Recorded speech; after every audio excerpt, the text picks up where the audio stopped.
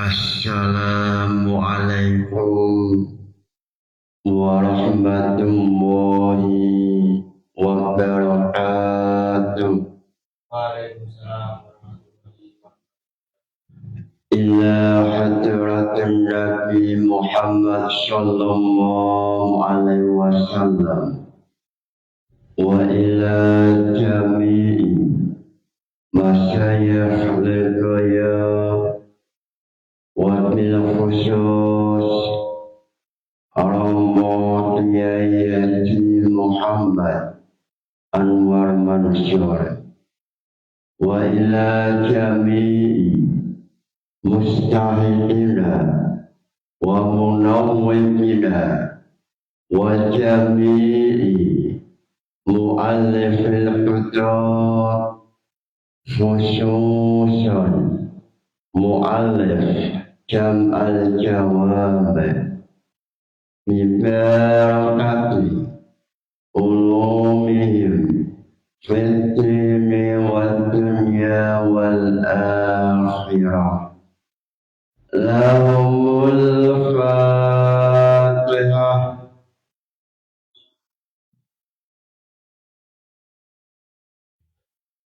Pada esok hari ini menjelaskan sejarah Nabi Muhammad sallallahu alaihi wasallam. Zikrul sholihin tanzilu rahmah, menceritakan sejarah perjuangan mengenai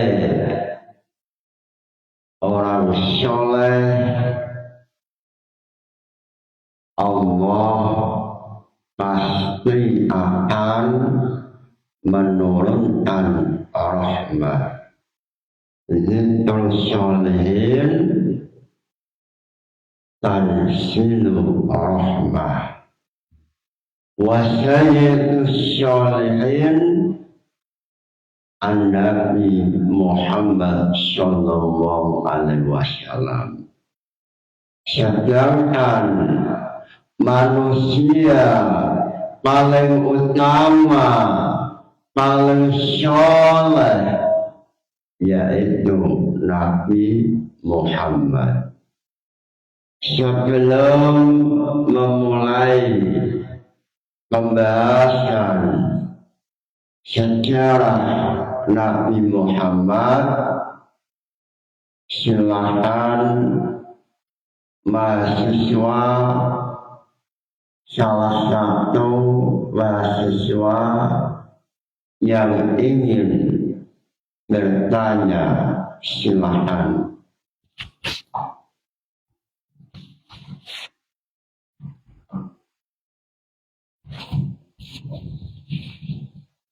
Assalamualaikum warahmatullahi wabarakatuh.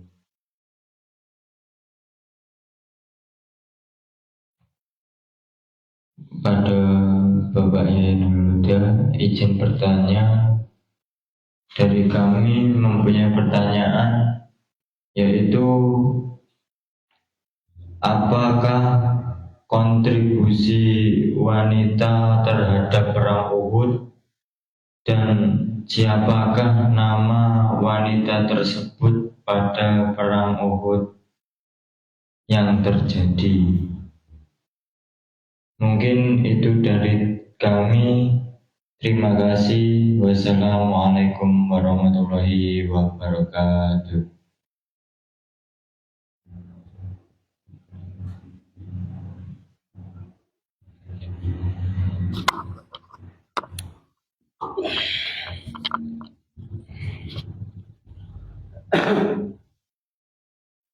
Terima kasih pertanyaannya.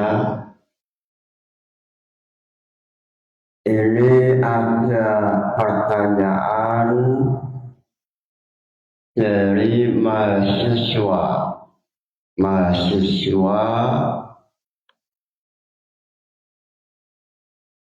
bertanya siapakah pahlawan wanita dalam perang atau dalam perang Uhud. Sebelum memulai pembahasan alangkah istimewanya, alangkah indahnya, alangkah barokahnya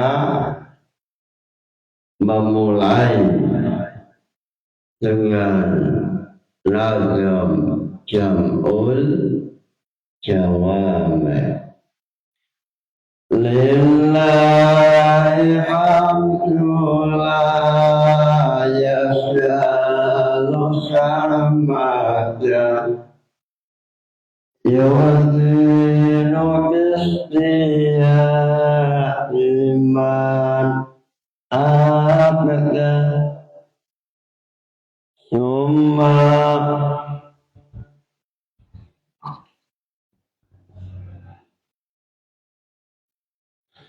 يُصْرَعُ هَذَا الْأَكْبَرُ فِي مُقَدِّمَةٍ وَمَا كَسَبَتْ حُسْنٌ مُحْكَمَةٌ يُحْشَرُ dan ringkas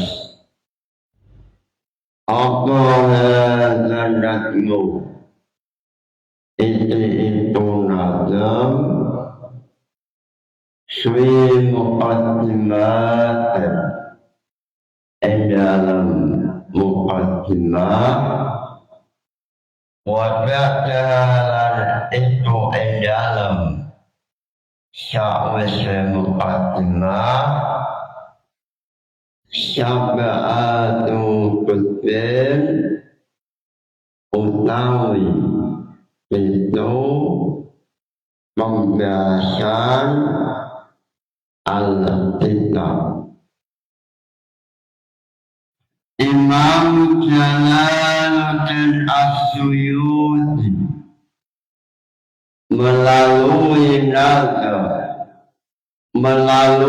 ragam jam'ul jawab, beliau mengatakan pembahasan pertama mengenai jam'ul jawab yaitu menjelaskan mengenai muqaddimah.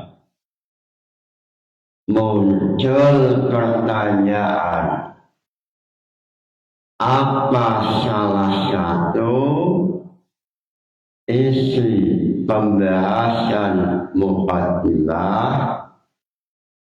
Mengenai pertanyaan ini, Imam Jalaluddin As-Suyuti melalui ragam jam'ul jawab, beliau mengatakan salah satu muqaddimah yaitu pembahasan definisi usul sahih.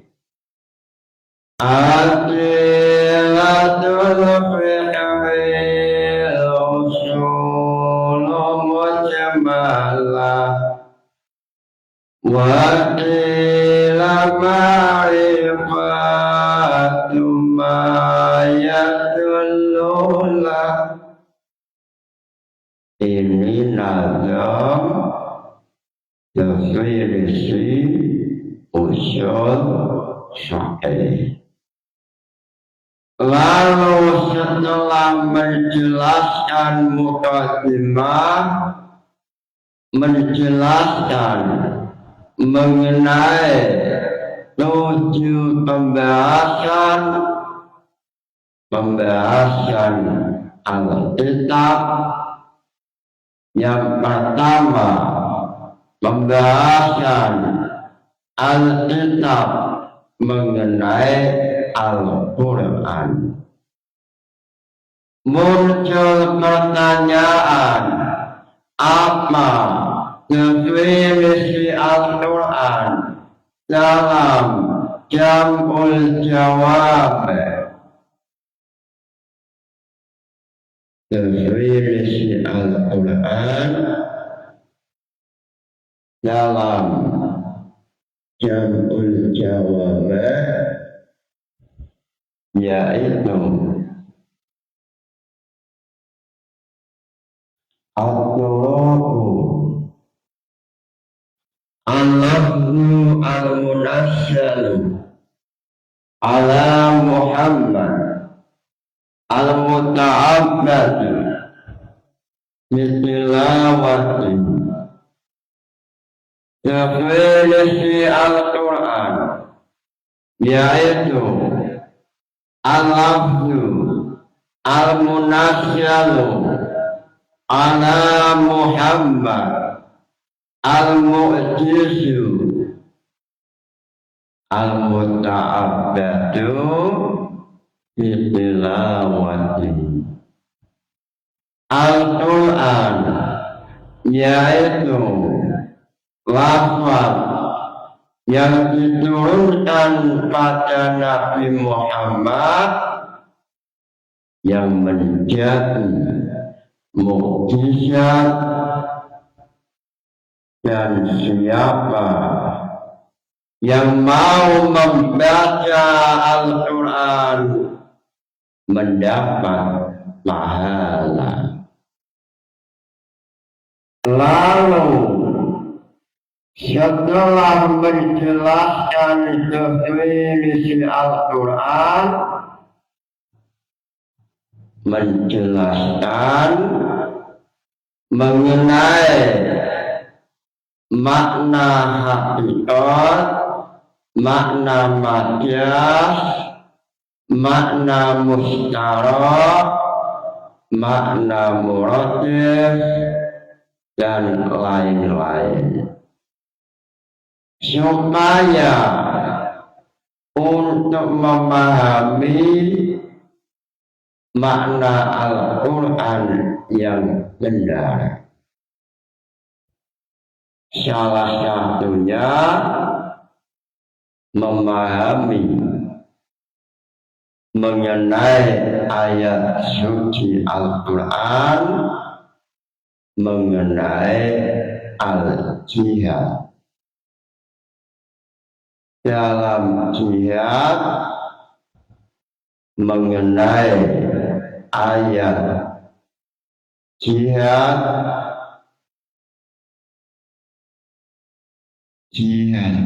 perang Uhud, yaitu ayat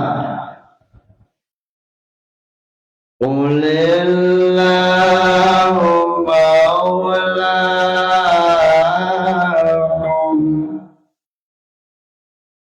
wallahu khairun nasirin. Ini ayat mengenai perang Uhud. Laqad nasarakumullahu wa'adahu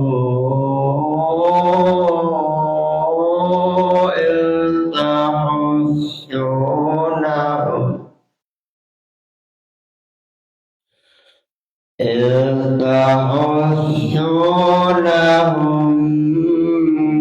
bi'idhnih hatta idza fasiltum wa tanasyatum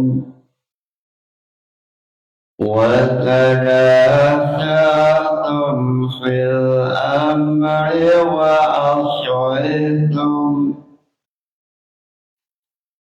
wa صليتم من بعد ما أراكم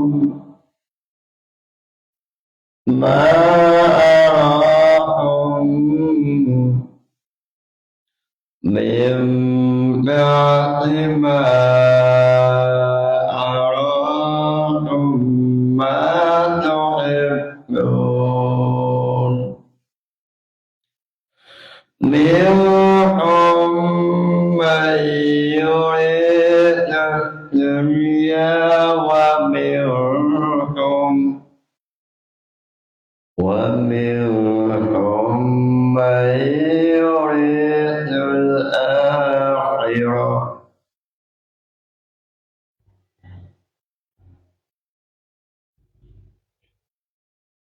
Ayat mengenai perang Uhud.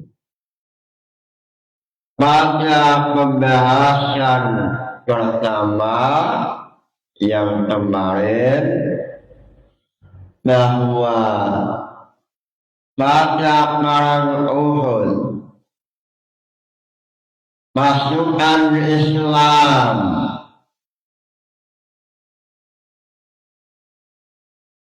dapat memenangkan perang Uhud.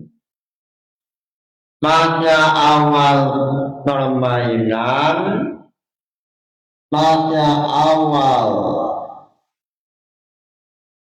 permainan jihad, pada awal peperangan Islam tampil menjadi pemenang. Sesuai dalam ayat, laqad nasarakumullahu wa'adahu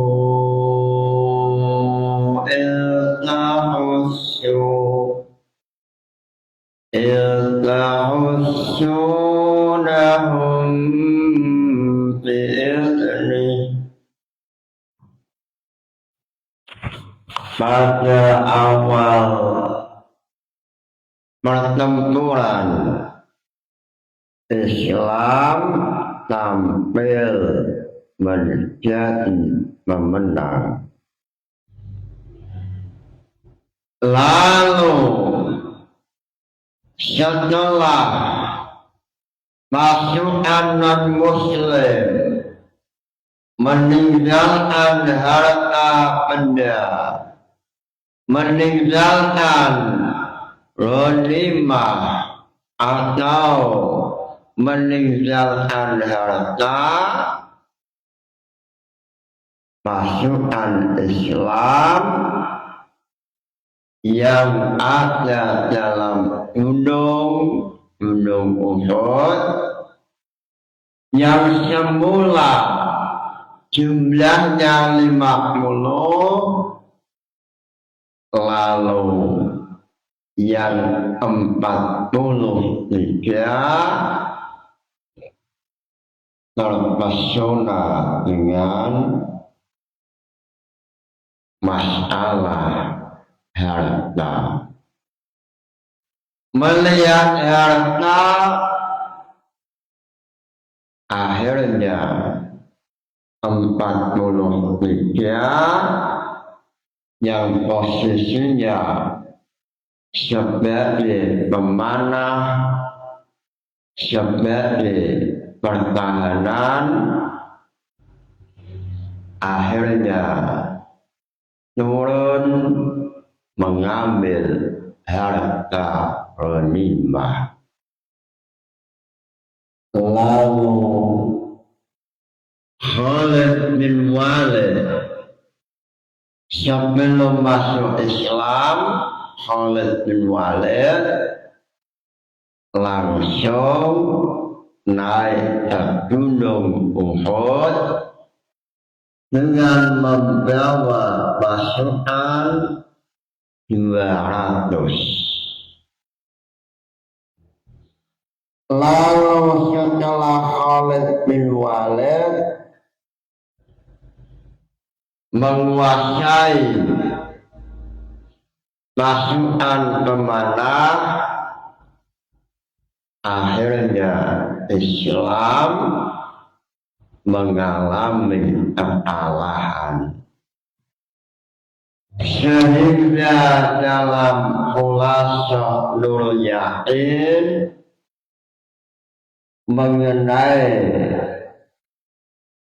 perang Uhud dijelaskan sabda al-Rasul fi ghazwati Uhud wa ma'ahu jama'atun min ashabi minhum Abu Bakar wa Umar wa Ali wa qad asyabahu alaihi salatu wassalam syada'idun azimatun. Pada waktu perang Uhud yang semula jumlahnya 700, lalu pada waktu awal peperangan pasukan non-muslim mengalami kekalahan, sehingga pasukan non-muslim lari dari medan pertempuran. Lalu pasukan non-muslim yang jumlahnya 3.000 semuanya lari, sehingga umat Islam yang jumlahnya 600 mengejar atau mau menangkap pasukan non-muslim. Akhirnya Islam mengejar pasukan non-muslim yang melarikan diri, sehingga waktu itu yang tersisa hanya 100 yang masih ada dalam wilayah pertempuran atau di medan Uhud, hanya 100 umat Islam, termasuk yang ada dalam medan tempur, yaitu Sayyidina Ali, Sayyidina Umar, lalu Talha bin Abdullah, lalu Sa'ad bin Abi Waqqas, lalu Abu Bakar. Lalu yang lain yang 600 sedang mengejar musuh yang melarikan diri. Lalu tiba-tiba Khalid bin Walid naik ke gunung, lalu membunuh pasukan yang ada di gunung yang masih sisa 7, sebab yang 43 telah turun untuk mengambil harta ghanimah. Semula pasukan pemanah jumlahnya ada 50, lalu yang 43 turun dari gunung untuk mengambil harta ghanimah atau untuk mengambil dunia. Sehingga dalam ayat suci Al-Quran mengatakan laqad nasarakumullahu wa'adahu idh tahussunahum. Ini ayat pada waktu permulaan terjadinya peperangan Islam tampil sebagai pemenang. Lalu Islam mengalami kekalahan sesuai dalam ayat hatta idza fasyatum wa tanasa'tum fil amri wa asaitum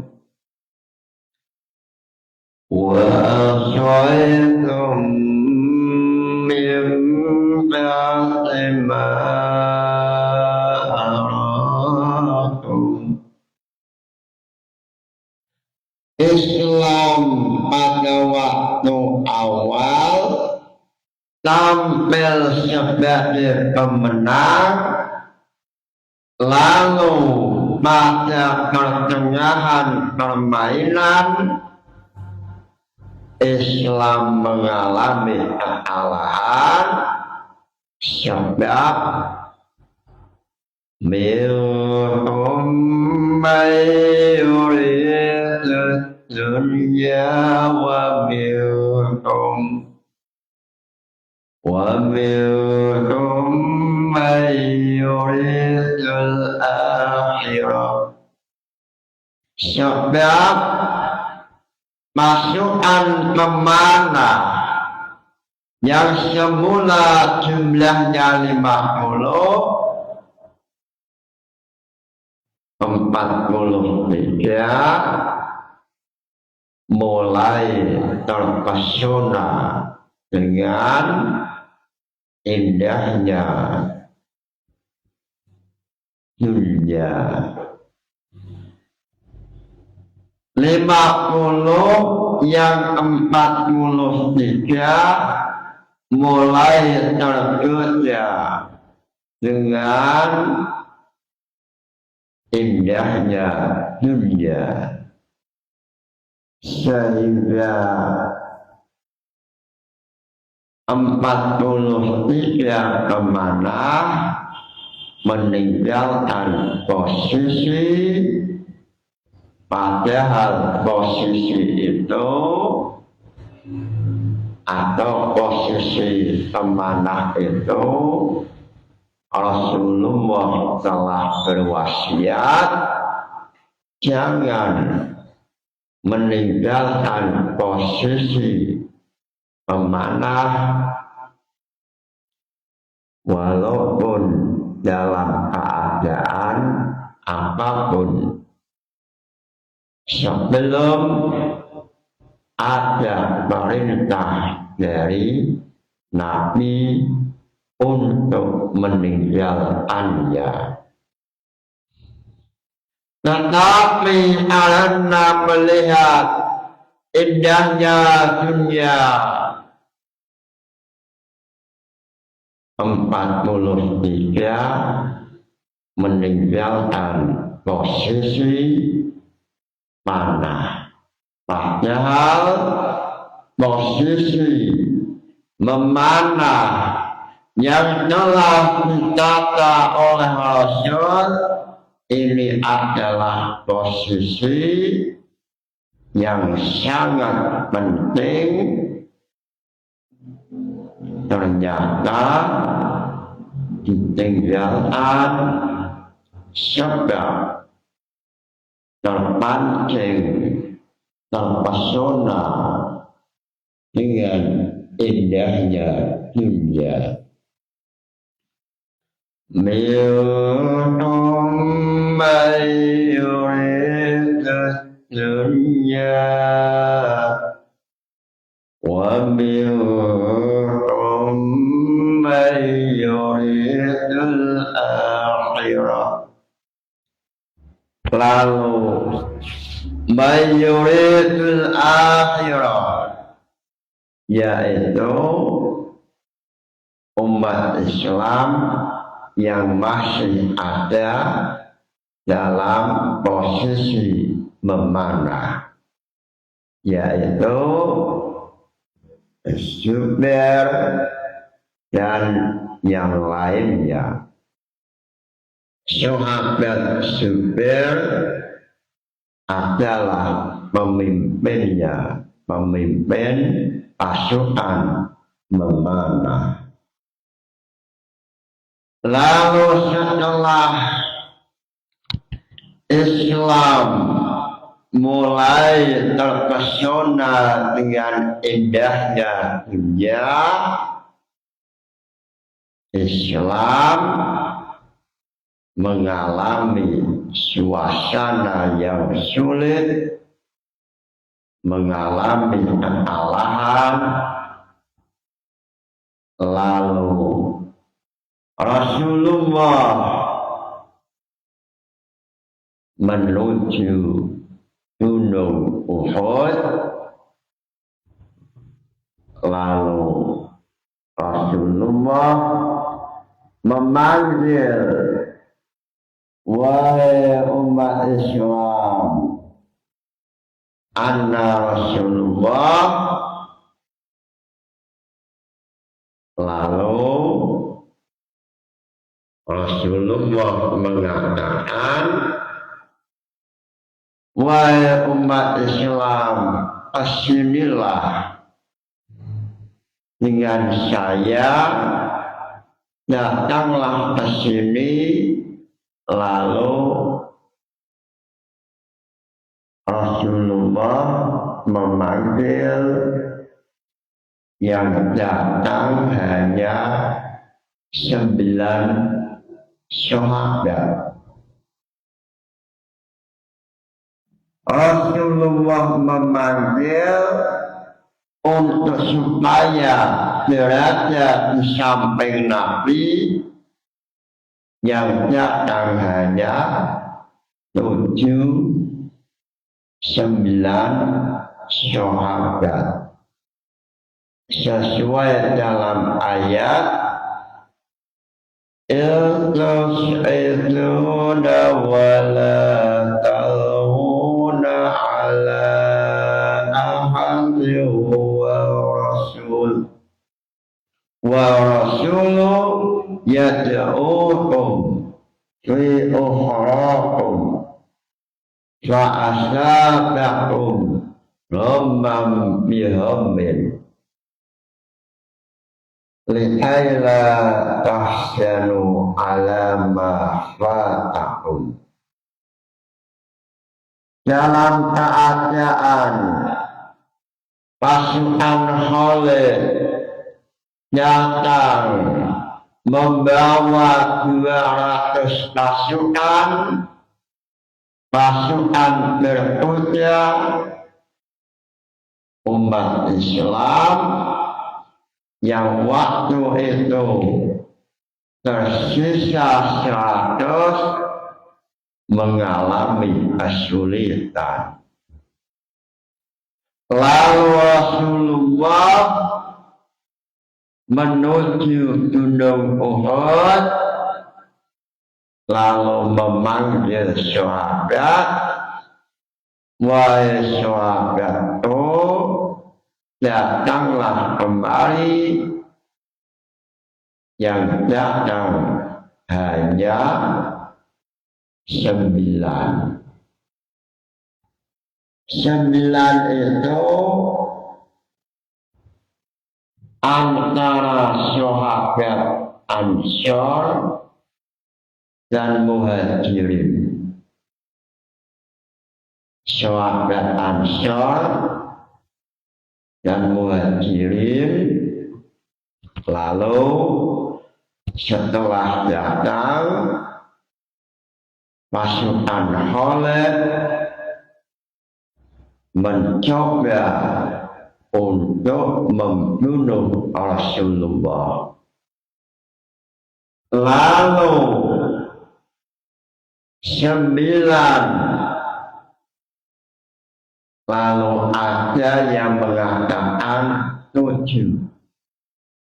7 itu yang 2 dari Muhajirin, yang 5 dari Al-Ansor. Lalu 7 orang ini melindungi Rasulullah dari pasukan Khalid bin Walid, sehingga 7 orang sahabat atau wakilah 9 ini meninggal semua.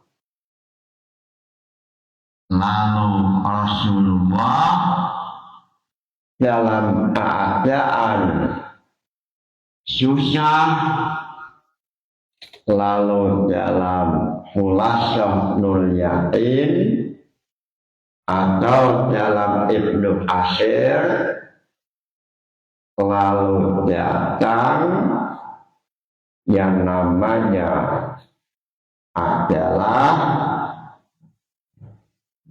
Aqbah bin Waqas dan Ibnu Umayyah. Aqbah bin Waqas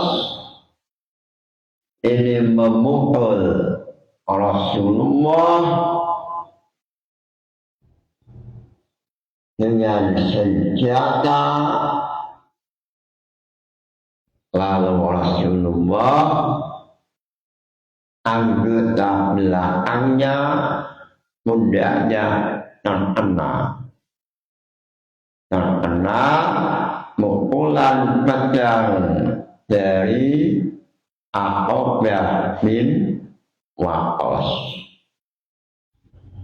sehingga pukulan itu terasa sakit, sehingga dalam hadis mengatakan pukulan Aqbah bin Waqas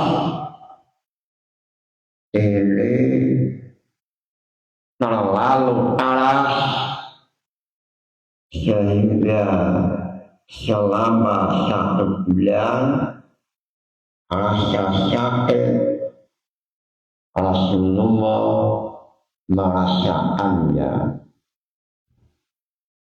Lalu dalam kondisi setelah dipukul, datang Umayyah atau pasukan Khalid yang lain. Umayyah datang, wa ibnu Umayyah Uqbah bin Abi Waqqas dan Ibnu Umayyah ini memukul sehingga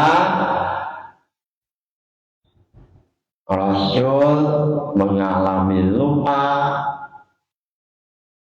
sehingga ada salah satu besi helm ini menancap pada pipinya Rasulullah. Bahkan Rasulullah mengalami luka yang serius, lalu dalam keadaan semacam itu, lalu Rasulullah jatuh di salah satu lubang yang memang sengaja dibuat oleh Ibnu Amir. Ini non muslim. Ibnu Amir itu orang Yahudi yang ingin mencelakakan, ingin membunuh Rasulullah. Lalu sebelum perang Uhud, Ibnu Amir membuat lubang sehingga Rasulullah jatuh. Lalu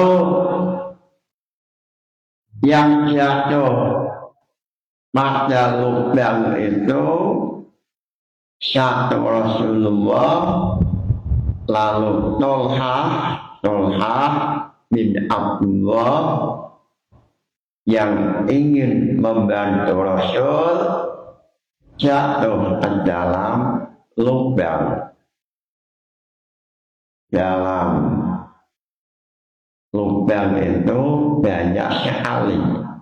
Lubangnya banyak, memang telah dibuat untuk supaya umat Islam jatuh ke dalam lubang. Sehingga Rasulullah jatuh, lalu Sa'ad bin Waqqas juga jatuh. Lalu Tolha bin Abdullah juga jatuh, terjebak dalam lubang. Lalu dalam keadaan itu pasukan Khalid berusaha memanah, melempari batu, memanah. Lalu Tolha bin Abdullah mampu keluar dari lubang. Akhirnya dia keluar, lalu ia melindungi Rasulullah. Bahkan Tolha mengalami luka yang banyak anak panah yang menancap, tombak yang menyentuh. Lalu Tolha bin Abdullah menaikkan Rasulullah yang jatuh di lubang. Lalu setelah itu Sa'ad bin Waqqas juga bisa keluar dari lubang. Lubang ini kedalamannya sekitar 2 meter. Lalu setelah Sa'ad bin Abdul Waqqas keluar dari lubang, lalu membantu Rasulullah. Lalu pada waktu sebelum Uhud, Rasulullah keluar darah penuh dengan luka, tetapi beliau selalu berusaha menasihati caranya supaya tidak jatuh ke tanah. Jadi tangannya selalu menasihati darah supaya tidak jatuh ke tanah, lalu diusapkan ke dalam dada. Lalu Rasulullah dalam keadaan sulit ini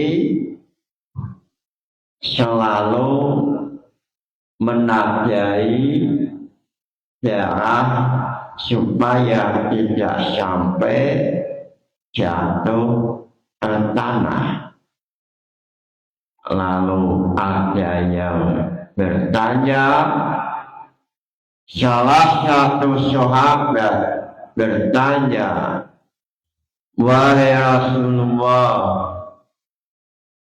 kenapa selalu menasihati darah supaya tidak jatuh ke tanah? Beliau mengatakan, seandainya darah Nabi jatuh ke tanah, maka malaikat akan menghancurkan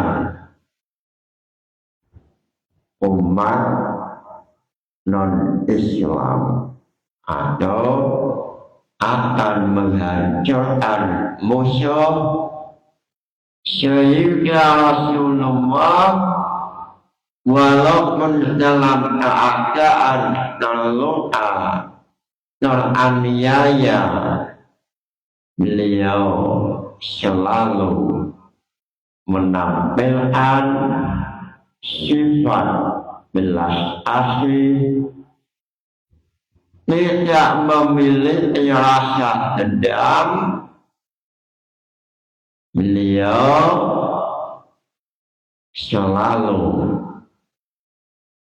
menampilkan sifat belas asih, sehingga pada waktu salah satu sahabat meminta supaya Nabi mendoakan supaya pasukan musuh hancur atau dilaknat, jawaban Nabi, saya diutus sebagai rahmatan lil alamin. Saya diutus tidak untuk melaknat. Inilah cermin ajaran Rasulullah bahwa Islam selalu menampilkan kasih sayang walaupun terhadap musuhnya. Lalu setelah Rasulullah naik gunung, lalu ada dua,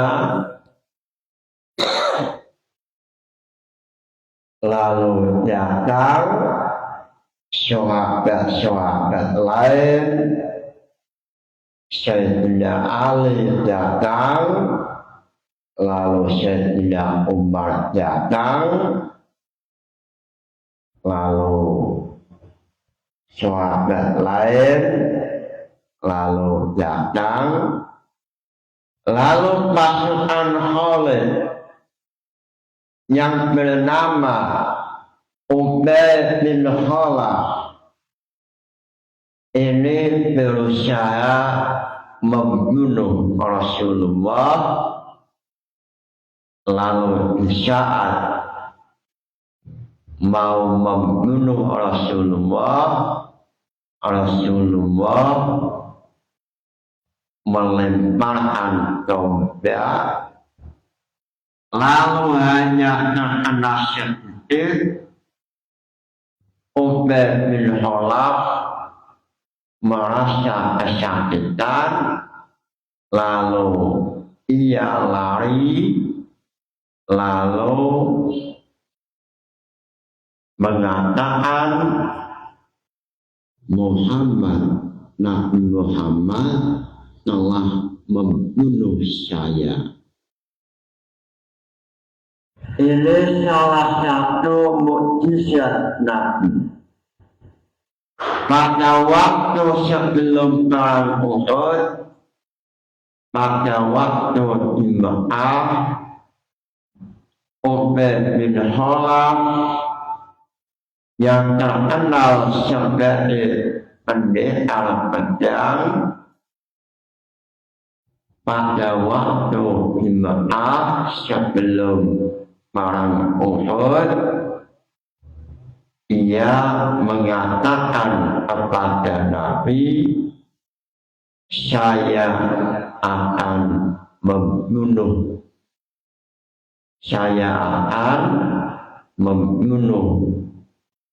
kamu, hai Nabi. Lalu Nabi mengatakan, insya Allah saya yang akan membunuh kamu, hai Ubay bin Khalaf. Ternyata ucapan Nabi yang ada di Mekah sebelum terjadinya perang Uhud ini ternyata terjadi pada waktu perang Uhud.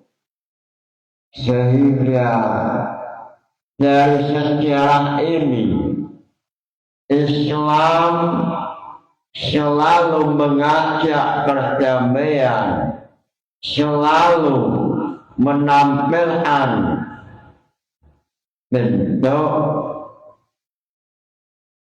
perdamaian, dan Islam melakukan peperangan sebab kelompok Muslim, non-Muslim yang memulai terlebih dahulu. Dalam Qaidah Mustasyarah fi Qitalil Kufar mengatakan huruf Nabi allati hadha zikrul musyrikina 27 uswatan ana al-musyrikuna wiya hum al-muqtadina awil mutasyabibina. Dalam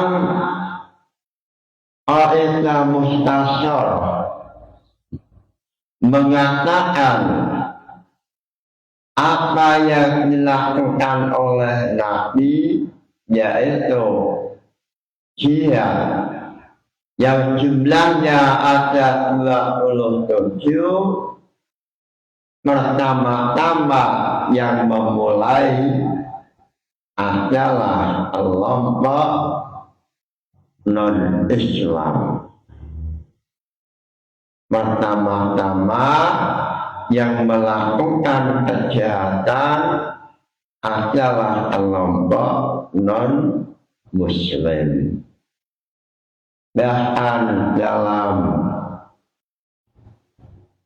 Qaidah Mukhtasar fi Qitalil Kufar mengatakan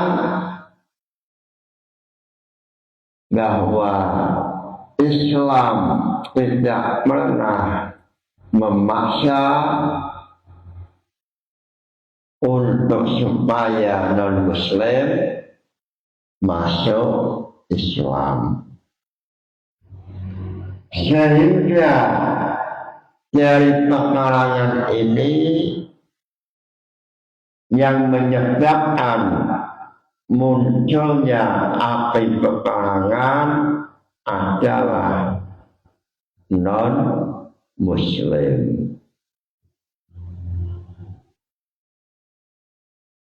Lalu setelah Nabi Muhammad mengalami keadaan yang sulit, lalu pimpinan non-Muslim yaitu Abu Sufyan lalu mengatakan, apakah Nabi Muhammad masih hidup? Lalu tidak dijawab. Lalu apakah Abu Bakar masih hidup? Tidak dijawab.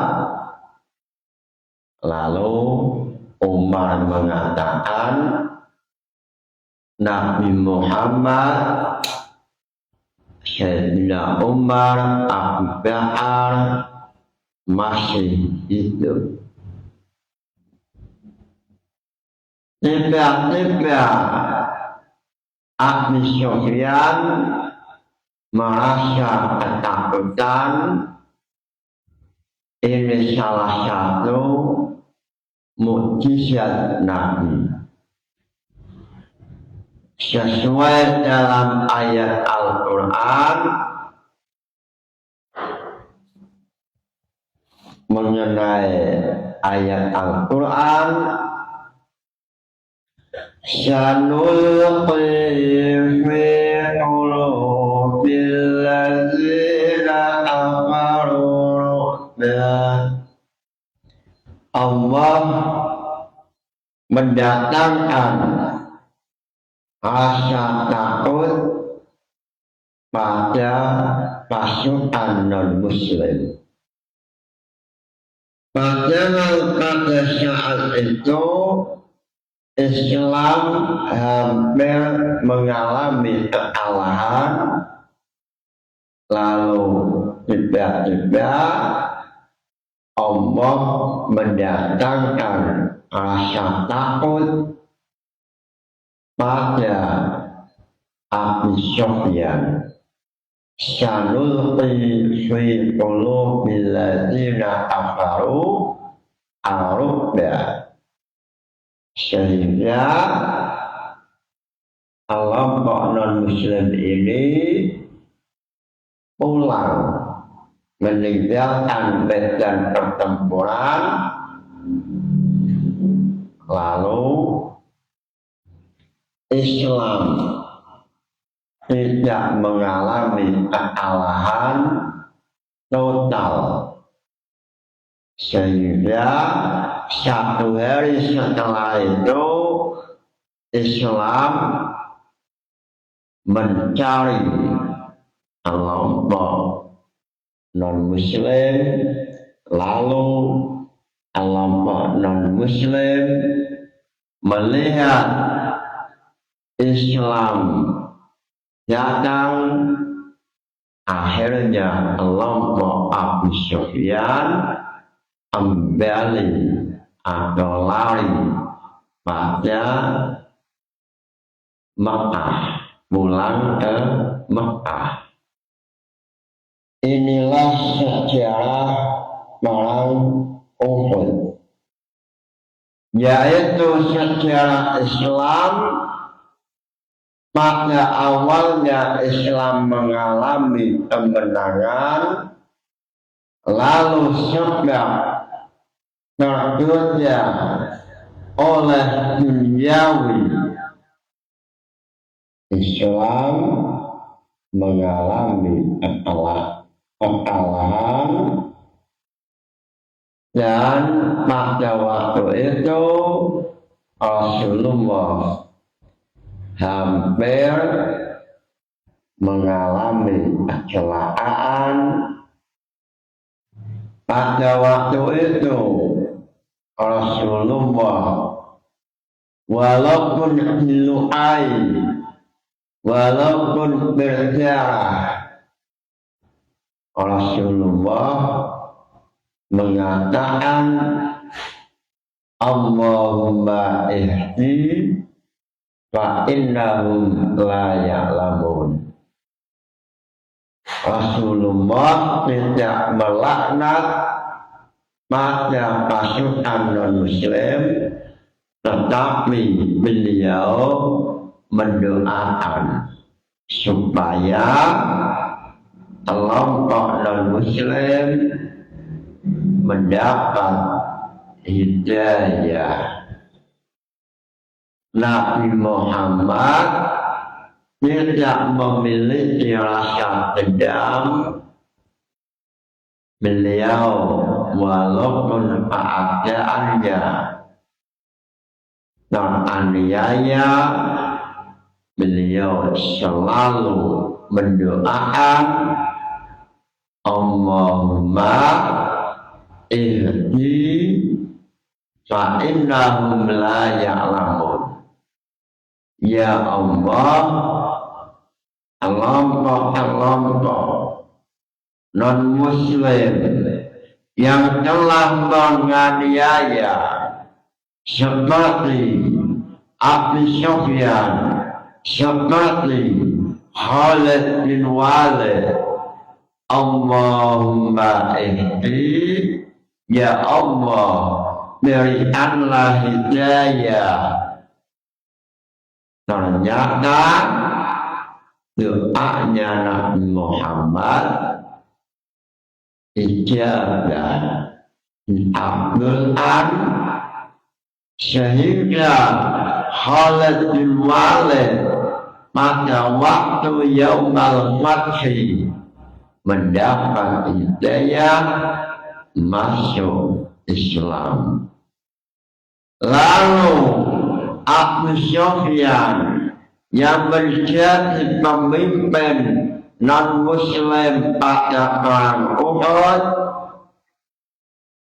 akhirnya barokahnya doa Nabi, Abu Sufyan masuk Islam. Inilah akhlakul arimah yang diajarkan oleh Nabi Muhammad.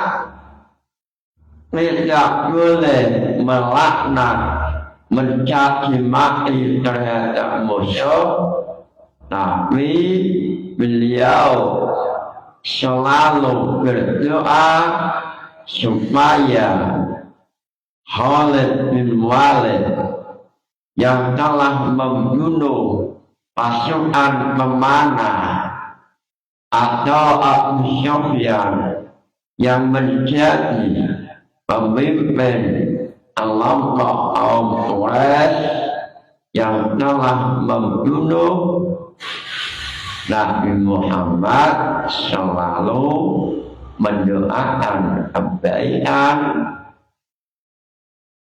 Inilah salah satu pelajaran yang bisa kita ambil pelajarannya.